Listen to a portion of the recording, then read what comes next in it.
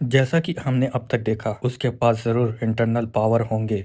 Nano, क्या मुझे बस ऐसा ही लग रहा है? वो सब सामने वाले लोग, मैडम हांग और सब मुझसे गुस्सा हैं। चेहरे की हरकतों को चेक कर रहा हूँ। सबके चेहरे से लगता है कि वो हैरान है, गुस्से में है और परेशान है, और उन्हें सब बहुत अजीब लग रहा है। आवाज न आने की वजह से ये सब सच नहीं लग रहा, पर उनकी दुश्मनी मेरे लिए बिल्कुल देख सकता हूँ।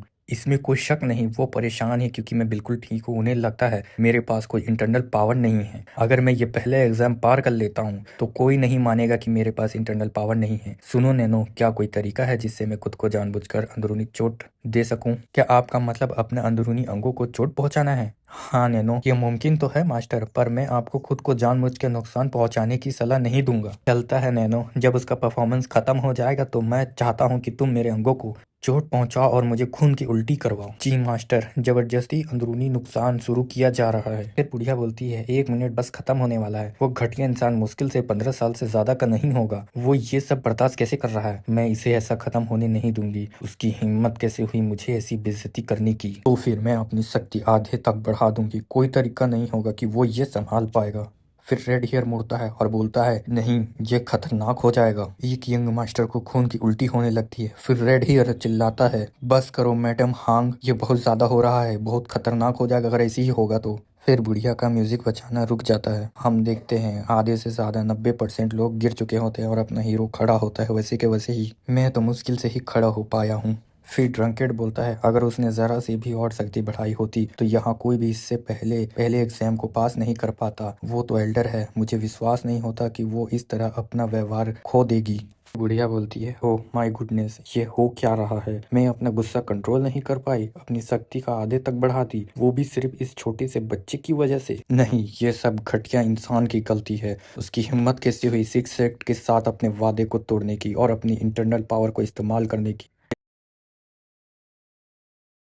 और हम देखते हैं युएनचियन खड़ा होता है और नीचे से लोग देखते हैं, और फिर उसके मुंह से खून का फव्वारा निकलता है, जो दोनों एल्डर्स देख के शॉक होते हैं और यंग मास्टर्स भी पीछे देखते हैं कि क्या हुआ। भीड़ में काफी लोग बोलते हैं उसे क्या हो गया, वो इतना ज्यादा खून क्यों थूक रहा है? लगता है ऐसा ये तो मरने वाला है। डैम नैनो तुम! मैंने तो सिर्फ आपका ऑर्डर फॉलो किया है मास्टर। मैंने आपके 30% ऑर्गन्स अंगों को चोट पहुंचाया है ताकि आप ज्यादा से ज्यादा खून की उल्टी कर सकें। मुझे लगा मैं मर रहा हूँ, ये क्या बकवास है?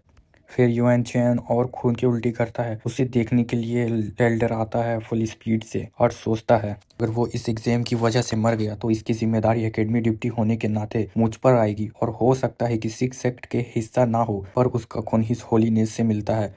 उसे ऐसे ही नहीं छोड़ सकता। हे बच्चे, तुम ठीक हो ना? नैनो बोलता है, आपका 7% खून की कमी की वजह से इस समय चक्कर आ रहा है। मैं आपको आपको अभी हील करूंगा ताकि आपकी खून की कमी और ये चोटों सब ठीक हो सके। नहीं नहीं, मुझे अभी हील मत करना। रेड हेयर बोलता है, तुम्हें इतना बहादुर होने की जरूरत नहीं थी। अगर जरूरी था तो तुम्हें सीधा बेहोश हो जाना था। नैनो बीच में बोलता है, मास्टर आप इस समय क्रिटिकल हालत में हैं, बस रुक जाओ, बस थोड़ा और।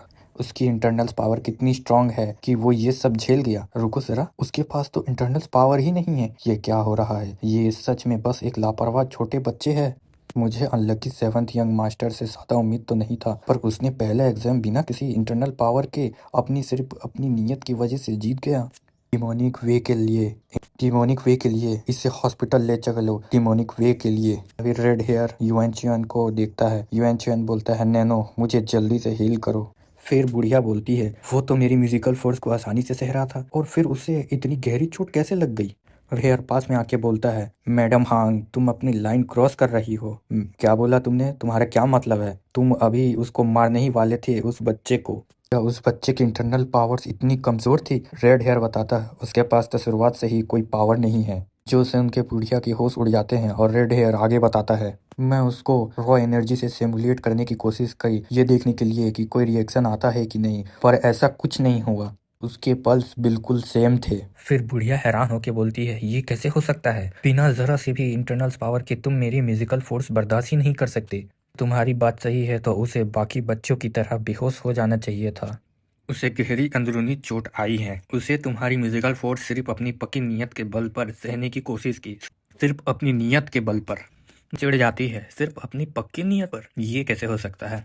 लड़के में जिंदा रहने की इच्छा शक्ति बहुत है, अगर उसकी घटिया बैकग्राउंड ना होती तो मैं उसे अपने शिष्य के रूप में ले लेता और खुद ट्रेन करता, लेकिन सिक्स सीट के खिलाफ जाने से अच्छा नतीजा नहीं निकलता।